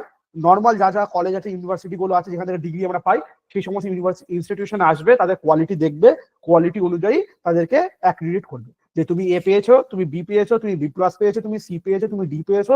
সেই কাজ করবে কি এই ন্যাক। ক্লিয়ার, ন্যাকের কাজ ক্লিয়ার। আচ্ছা, তারপরে কি হচ্ছে, এইচইজিসি, সেটা হচ্ছে হায়ার এডুকেশন গ্রান্টস কাউন্সিল। এতদিন আমরা জানতাম ইউজিসি সবাইকে টাকাও দিত, এবার যেহেতু ইউজিসিও নেই, সেই জন্য ওই এইচইসিআই এর আন্ডারে আরেকটা যে বডি তৈরি করা হলো, সেটা করা হলো কি এইচইজিসি।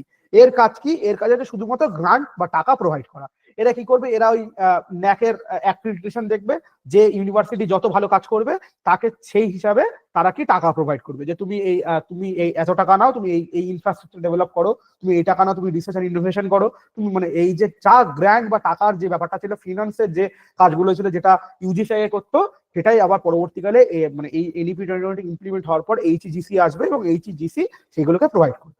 আচ্ছা, তার মানে এটা বোঝা গেল। আচ্ছা, লাস্ট যে বডি সেটা হচ্ছে জেনারেল এডুকেশন কাউন্সিল বা জিইসি। এর কাজ কি? এর মধ্যে কারা কারা বসবেন? বিভিন্ন ইউনিভার্সিটি প্রফেসর বা এক্সপার্ট, এরা হচ্ছে একাডেমিশিয়ান, এরা হচ্ছে এই জিইসির মেম্বার হবেন। এনারা কি করবেন? এনারা প্রত্যেকটা ইনস্টিটিউশন, প্রত্যেকটা এজেন্সি, প্রত্যেকটা হায়ার এডুকেশন ইনস্টিটিউশনের মান কেমন হতে পারে, কিভাবে তাদের কোয়ালিটি ইমপ্রুভ করা যেতে পারে, তাদের পড়াশোনার মান মানে তারা অ্যাজ আ থিঙ্ক ট্যাঙ্ক হিসেবে কাজ করবে। তারা তাদের আইডিয়াস গুলো দেবে, ইনোভেশন দেবে, যে কি করে আমরা আমাদের এডুকেশন সিস্টেমটাকে আরো সুন্দর করে এক্সপ্লেন করতে পারি, এডুকেশন গুলোকে গুড এডুকেশন প্রোভাইড করতে পারি, অর্থাৎ সেই কিভাবে আমরা আমাদের শিক্ষার মান উন্নয়ন করতে পারি, লার্নিং আউটকামকে এনহ্যান্স করতে পারি, সেই জিনিসগুলো কি করবে? জিইসি করবে। এই জন্য জিইসি কি করছে? জিইসি একটা NHEQF তৈরি করবে, অর্থাৎ national higher education qualification framework. এর আন্ডারে জিইসি প্রত্যেকটা ইনস্টিটিউশনকে আর থিঙ্ক ট্যাঙ্কের মতো বুদ্ধি দেবে বা একটা পরামর্শ দেবে, যে তোমরা এইভাবে তোমাদের ইনস্টিটিউশনের কোয়ালিটিকে ইমপ্রুভ করো। আচ্ছা, তাহলে এই আমাদের যে হায়ার এডুকেশন কমিশনের যে 4টে বডি ছিল, তা প্রত্যেকটা বডি তার কাজ সবার ক্লিয়ার? হ্যাঁ স্যার। চলো, ভেরি গুড। তাহলে আমরা কি দেখলাম? আমরা টিচার এডুকেশন কমপ্লিট করলাম, সরি, আমরা স্কুল এডুকেশন কমপ্লিট করলাম আর হায়ার এডুকেশন কমপ্লিট করলাম। মোটামুটি সব থেকে বড় যে দুটো, যেখান থেকে প্রশ্ন মানে সব থেকে বেশি আসে, আমাদের কমপ্লিট হয়ে গেছে। এবার ছোট ছোট কয়েকটা আছে, আমরা আলোচনা করে নিই। সেটা হচ্ছে কি? Teacher education. টিচার এডুকেশনে কি করা হলো? টিচার এডুকেশনে বলা হলো যে ইন্টিগ্রেটেড বিএড ডিগ্রি। এতদিন আমরা জানতাম নর্মাল বিএড ডিগ্রি, 2 বছর হলো বিএড করলে আমাদের হয়ে যেত। এবার বলা হলো কি integrated BEd program. Integrated BEd প্রোগ্রামটা কি? এটা বলা হয়েছে 2030-এর মধ্যে প্রত্যেকটা সমগ্র ভারতবর্ষে এটা লাগু হয়ে যাবে। এবং এটা কি? এইটা হচ্ছে 4 বছরের বিএড প্রোগ্রাম। এই 4 বছরের বিএড প্রোগ্রামটা কিরকম? এই 4 বছরের বিএড প্রোগ্রামটা যারা সেকেন্ডারি পরীক্ষা পাস করে আসবে, অর্থাৎ যাদের ক্লাস 12 হয়ে গেছে, পড়ার পর সেকেন্ডারি ডিগ্রি পেয়ে গেছে, তারা কি করবে? তাদের জন্য এই 4 বছরের বিএড ডিগ্রিটা থাকবে। এই 4 বছরে তারা বিএড হয়ে যাবে, তাদের সাথে সাথে তাদের গ্রাজুয়েশন ডিগ্রি কমপ্লিট হয়ে যাবে। তাহলে মানে বুঝতে পারছেন, বিএড এবং গ্রাজুয়েশন, যেটা 3 বছর বিএড এবং 3 বছর গ্রাজুয়েশন এবং 2 বছর বিএড, যেটা 5 বছর টাইম লাগবে, সেটা তাদের 4 বছরেই হয়ে যাচ্ছে, অর্থাৎ 1 বছর করে সেভ হয়ে যাচ্ছে। তার মানে তাদের জন্য 4 বছরের বিএড, যাদের গ্রাজুয়েশন ডিগ্রি আছে, 3 ইয়ার্সের গ্রাজুয়েশন ডিগ্রি আছে, তাদের জন্য 2 বছরের বিএড, এবং যাদের মাস্টার্স আছে তাদের জন্য হচ্ছে 1 বছরের বিএড ডিগ্রি প্ল্যান করা হলো। তাহলে ইন্টিগ্রেট টিচার্স ট্রেনিং প্রোগ্রামটা বোঝা গেল। এখানে আমরা 2030-এর মধ্যে আমরা এটাকে ইমপ্লিমেন্ট করার চেষ্টা করব, এবং আমরা এটাকে সেকেন্ডারি এডুকেশনের পরে 4 ইয়ার্স বিএড প্রোগ্রাম, গ্রাজুয়েশনের পরে আমরা 2 ইয়ার্স বিএড প্রোগ্রাম, এবং মাস্টার্সের পরে এটা 1 ইয়ার বিএড প্রোগ্রাম আমরা অ্যাপ্লাই করছি। আচ্ছা, মাল্টিডিসিপ্লিনারি অ্যাপ্রোচ আমরা দেখলাম স্কুল এডুকেশন এবং কলেজ এডুকেশনে, যেহেতু মাল্টিডিসিপ্লিনারি আমরা অ্যাপ্রোচ ফলো করেছি, তাহলে টিচার এডুকেশনে আমাদের মাল্টিডিসিপ্লিনারি অ্যাপ্রোচ ফলো করতে হবে। তো এখানে আমরা কি করছি? আমরা মাল্টিডিসিপ্লিনারি অ্যাপ্রোচ ফলো করব, অর্থাৎ আমরা এখানে যে টিচার হবে, এতদিন যেটা হতো, তোমরা যারা বিএড করেছো জানো, যে আমরা একটা মেথড সাবজেক্ট সিলেক্ট করতাম, যে কারোর মেথড সাবজেক্ট ইতিহাস, কারোর মেথড সাবজেক্ট ভূগোল, কারোর মেথড সাবজেক্ট ম্যাথ। এরকম কোনো মেথড সাবজেক্ট থাকবে না, একটা স্পেশালাইজেশন থাকবে, যেখানে আমরা প্রত্যেকটা সাবজেক্ট যেন স্টুডেন্টদেরকে ভালোভাবে পড়াতে পারি, বা প্রত্যেকটা সাবজেক্টে হয়তো স্টুডেন্টদের যেন ভালো করে তাদের শেখাতে পারি, সেই বিষয়ে তাদেরকে টিচারদেরকেও টিচার এডুকেশনে আমরা শেখাবো। তো এটা আমরা কিভাবে অ্যাপ্লাই করবো, এটা আমরা কিভাবে অ্যাচিভ করবো, এটা আমরা 2030-এর মধ্যে প্রত্যেকটা ভারতবর্ষে আমরা প্রত্যেকটা ইনস্টিটিউশনে আমরা অ্যাপ্লাই করার চেষ্টা করবো। আচ্ছা, তারপরে কি? তারপরে হচ্ছে national professional standard for teachers. এটা কিন্তু খুব ইম্পর্টেন্ট। এটা 2022 সালে অলরেডি এনসার্টের সাহায্যে, এবং এনসার্ট এবং এনসিইআরটি এই দুটো সংস্থার সাহায্যে এটা অ্যাপ্লাই করা হয়ে গেছে। প্রত্যেকটা টিচার, এখানে কি হচ্ছে, এটা ইন সার্ভিস টিচারদের ক্ষেত্রে প্রত্যেকটা টিচারের কেরিয়ার প্রোগ্রেশন, তাদের পারফরমেন্স ইভ্যালুয়েশন, তাদের স্যালারি ইনক্রিমেন্ট, প্রত্যেকটা জিনিস এই এনপিএসটি দেখবে। অর্থাৎ যে স্টুডেন্টরা যে টিচাররা তাদের নতুন নতুন কেরিয়ার প্রোগ্রেশন কোর্স করবে, যে টিচাররা ভালো পারফরমেন্স করবে, সেই টিচারের স্যালারি ইনক্রিমেন্ট হবে এবং তার প্রমোশন হবে। এই কাজটা কি করবে? এই কাজটা এনপিএসটি করবে।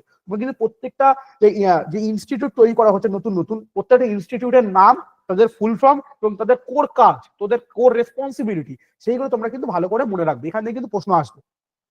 আচ্ছা, তারপরে হচ্ছে সিপিডি। এই সিপিডি থেকে মানে ডিরেক্ট একটা প্রশ্ন এসেছিল যে সিপিডি অনুযায়ী কতক্ষণের বার্ষিক কতক্ষণের ক্লাস নেওয়ার কথা বলা হয়েছিল। উত্তর হচ্ছে 50 আওয়ার্স। এখান থেকে কিন্তু ডিরেক্ট প্রশ্ন এসেছিল। তারপরে তাহলে একটা গুরুত্বপূর্ণ রেকমেন্ডেশন কি হচ্ছে? Continuous professional development. এই কন্টিনিউয়াস প্রফেশনাল ডেভেলপমেন্টটা কি? এখানে বলা হচ্ছে এনইপি 2020 অনুযায়ী যে প্রত্যেকটা টিচার তার সে যখন চাকরিতে জয়েন করছে, প্রত্যেক বছর তাকে 50 ঘন্টার একটা ক্লাস বা একটা প্রফেশনাল ডেভেলপমেন্ট কোর্স তাকে করতে হবে। সেটা হতে পারে সে প্রত্যেক মাসে, যেহেতু 12টা মাস, প্রত্যেক মাসে সে 4 ঘন্টা করে করলো, প্রত্যেক মাসে 4 ঘন্টা করে একটা প্রফেশনাল কোর্স করছে তার কেরিয়ার, তার প্রফেশনাল লাইফে ডেভেলপমেন্টের জন্য। তো প্রত্যেকটা টিচারকে এটা ম্যান্ডেটরি করা হয়ে গেছে যে প্রত্যেকটা টিচারকে 50 আওয়ার্স অ্যানুয়ালি একটা প্রফেশনাল ডেভেলপমেন্ট কোর্স তাকে করতে হবে। এবং সেই প্রফেশনাল ডেভেলপমেন্ট কোর্সে সে কি শিখবে? সে সাবজেক্ট এক্সপার্টিস শিখবে, সে প্রফেশনাল পেডাগজিক্যাল ইনোভেশন শিখবে, সে ডিজিটাল টুল এবং ব্লেন্ডেড বিভিন্ন যে টুল আইসিটির হেল্পে কি করে এই স্টুডেন্টদের সামনে আরো এফেক্টিভ ভাবে সেইগুলোকে পড়ানো যায়, প্রেজেন্ট করা যায়, সেই সমস্ত জিনিসগুলো এই সিপিটির মধ্যে একটি টিচার শিখবে। আচ্ছা, এবং এনসার্ট এবং এনসিআরটির একটা বিশেষ ভূমিকা। প্রত্যেকটা ন্যাশনাল লেভেলে এনসার্ট এবং স্টেট লেভেলে এসসার্ট, এই এনসার্ট এবং এসসার্টের সাহায্যে আমরা কি করবো? একটা এনসিএফটি অর্থাৎ national curriculum framework for teacher education তৈরি করবো, time to time, for teacher education quality development. যখনই মনে হবে যে টিচার এডুকেশনের কোয়ালিটিকে ডেভেলপমেন্ট করা প্রয়োজন, যখনই নতুন স্টুডেন্টদের নতুন এডুকেশনের সাথে তাদের তাল মিলিয়ে চলার জন্য তাদের কাঙ্ক্ষিত টিচার এডুকেশন কারিকুলাম এনসিএফটি তৈরি করবে এনসার্ট এবং এসসার্ট। ক্লিয়ার? আচ্ছা, তাহলে টিচার এডুকেশনের রোল স্যার ওইটা একটু বলবেন? হ্যালো স্যার, আমি তোমার কথা শুনতে পারলাম না, পুরো কেটে আসলো। বলছি না, হ্যাঁ বলো। কন্টিনিউয়াস প্রফেশনাল ডেভেলপমেন্টের ক্ষেত্রে 50 ওয়ার্ডটা একটু বুঝতে পারলাম না স্যার। আচ্ছা, 50 ওয়ার্ডটা একটু বুঝতে পারলাম না কন্টিনিউয়াস প্রফেশনাল ডেভেলপমেন্টের ক্ষেত্রে। ওকে ওকে ওকে ওকে, ঠিক আছে ঠিক আছে, বুঝে গেছে। এখানে বলা হচ্ছে প্রত্যেকটা টিচার, ধরো আমি বা তুমি একটা টিচার, তুমি কালকে চাকরি পেলে, তুমি যেই চাকরি পেলে তোমাকে প্রত্যেক বছর তোমাকে 50 ঘন্টার একটা কন্টিনিউ প্রফেশনাল ডেভেলপমেন্ট কোর্স করতে হবে। সেটা তোমাকে ওই তোমার স্কুল থেকে বা তুমি যেখানে চাকরি করবে সেখান থেকে তোমাকে সেটা করিয়ে দেওয়া হবে। এই 50 ঘন্টা এখানে কি বার্ষিক 50 ঘন্টা কোর্সে আমি কি শিখবো? একটা টিচার এখানে আমি সেই সাবজেক্ট সম্বন্ধে শিখবো, সেই সাবজেক্ট সম্বন্ধে আরো বেশি জ্ঞান আমি শিখবো, সাবজেক্ট এক্সপার্ট তৈরি হবো, পেডাগজিক্যাল ইনোভেশন শিখবো, বিভিন্ন ডিজিটাল টুল বা এসবের ডিসইউজ এইগুলো আমি শিখবো। এবং এর মাধ্যমে কি করে স্টুডেন্টের কাছে পড়াটাকে আরো বেশি, লার্নিংটাকে আরো বেশি এফেক্টিভ ভাবে স্টুডেন্টের সামনে তুলে ধরতে পারি, সেই জিনিসগুলো আমরা এখানে দেখবো। ক্লিয়ার হয়েছে?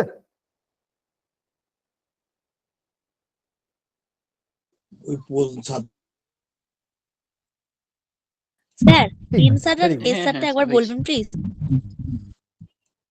হ্যাঁ, ইনসার্ট আর এসসার্ট, এই যে ইনসার্ট আর এসসার্ট আছে, আমরা তো জানি ইনসার্ট কি করে। ইনসার্ট হচ্ছে ন্যাশনাল লেভেলে স্কুল এডুকেশন নিয়ে কাজ করে, এবং এসসার্ট স্টেট লেভেলে কাজ করে। তো এই ইনসার্ট এবং এসসার্টের সাহায্যে দায়িত্ব দিয়ে দেওয়া হচ্ছে যে টিচাররা যখন পড়াবে তাদের জন্য ভালো রকম টিএলএম প্রোভাইড করা। যে তোমরা যারা বিএড ডিগ্রি করেছো তোমরা জানো টিএলএম কতটা গুরুত্বপূর্ণ টুল ক্লাসে স্টুডেন্টদেরকে পড়াশোনা বোঝানোর জন্য। তো ইনসার্ট এবং এসসার্ট একসাথে হয়ে তারা টিএলএম, নতুন হাই কোয়ালিটি টিএলএম তারা তৈরি করবে, এবং টিচারদের জন্য নতুন যে টিচার এডুকেশন কারিকুলাম সেটা তৈরি করা হবে।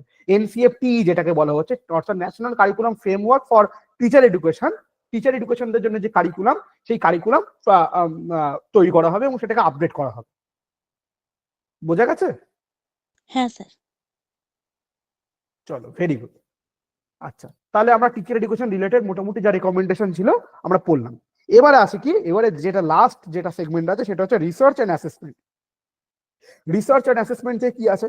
রিসার্চ অ্যান্ড অ্যাসেসমেন্ট হচ্ছে এনইপি 2020 রিসার্চ অ্যান্ড অ্যাসেসমেন্টও ভীষণভাবে ভূমিকা মানে ভীষণভাবে রেকমেন্ডেশন দিয়েছে। একদম প্রধান যে গুরুত্বপূর্ণ রেকমেন্ডেশন সেটা হচ্ছে এস্টাবলিশমেন্ট অফ এনআরএফ। এটা কিন্তু বিশাল গুরুত্বপূর্ণ। এই এনইপি 2020 কি বলছে যে রিসার্চারদের জন্য একটা নতুন এনআরএফ তৈরি করা হবে, অর্থাৎ ন্যাশনাল রিসার্চ ফাউন্ডেশন করা হবে।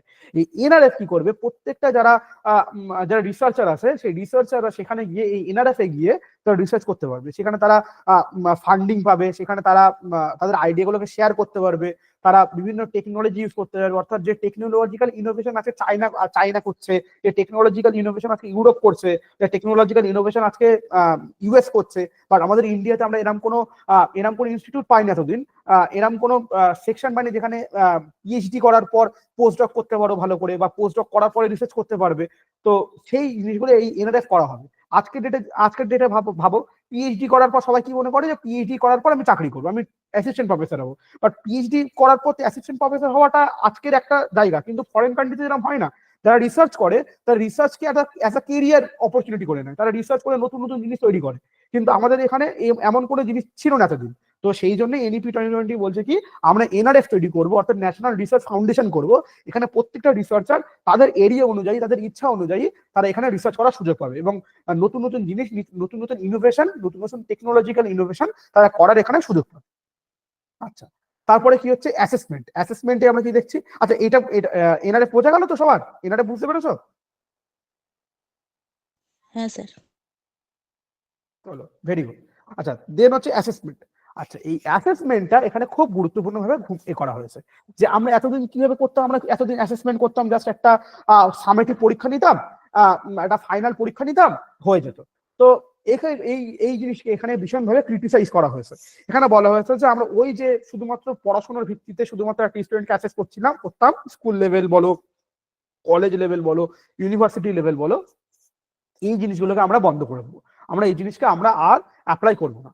আমরা এবার থেকে কি করবো, আমরা কম্পিটেন্সি চেক করবো। অর্থাৎ একটা স্টুডেন্ট হতেই পারে সে পড়াশোনায় অত ভালো না, বাট সে খেলাধুলোই ভালো, তার ক্রিয়েটিভিটি খুব ভালো। এমন আমরা অনেক স্টুডেন্ট আছে যে পড়াশোনা একদম ভালো না, বাট সে ছবি আঁকা, গান লেখা, এই সমস্ত ক্রিয়েটিভিটি মূলক জিনিসে খুব বেশি এগিয়ে। তো আমরা কেন সেই স্টুডেন্টকে ফেল করে দেবো? তো আমরা এখানে কি করবো, আমরা এখানে শুধুমাত্র টিপিক্যাল পড়াশোনা থেকে বেরিয়ে আমরা স্টুডেন্টের কম্পিটেন্সি বা তার ক্ষমতার অ্যাসেসমেন্ট করবো। সেখানে আমরা critical thinking, problem solving ability, creativity, এই সমস্ত জিনিসগুলোকে আমরা অ্যাসেসমেন্ট করবো। আচ্ছা, তারপরে কি হোলিস্টিক প্রোগ্রেস কার্ড, অর্থাৎ আমরা যে সমস্ত শুধুমাত্র আগে আমরা যে রেজাল্টটা পেলাম সেখানে শুধুমাত্র কোন সাবজেক্টে কত পেয়েছে এরকম একটা ভাবে আমরা রেজাল্ট দিয়ে দিতাম। কিন্তু এবার থেকে আমরা কি করছি, আমরা আর ওরকম রেজাল্ট দেবো না, আমরা একটা হোলিস্টিক রিপোর্ট কার্ড করবো।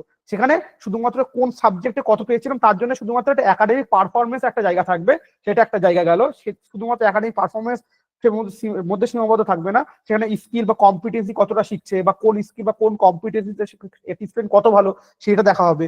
কারিকুলার বা কো কারিকুলার এক্সট্রা কারিকুলার অ্যাক্টিভিটিতে সে কেমন, একটা স্টুডেন্ট কেমন, সেই সবগুলো নিয়ে একটা হোলিস্টিক, একটা লার্জ ভাবে একটা বড় একটা হোলিস্টিক কার্ড আমরা তাদেরকে প্রোভাইড করবো।